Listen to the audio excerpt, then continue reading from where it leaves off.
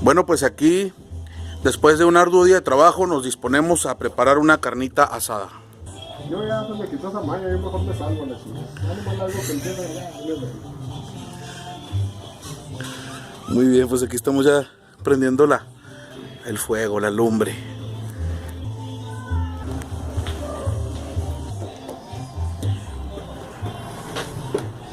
Un tip que le doy a la gente es: el fuego que esté encendiendo, póngalo abajo para que las mismas llamas vayan quemando la madera que está arriba, en este caso la leña de encino.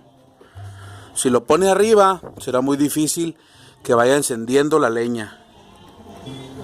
Necesito o tenía, no ando apurado.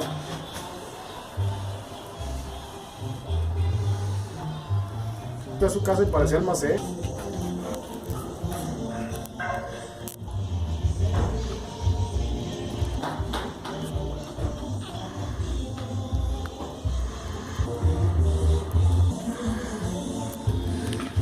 Bueno, pues ahí está consumiéndose ya la leña.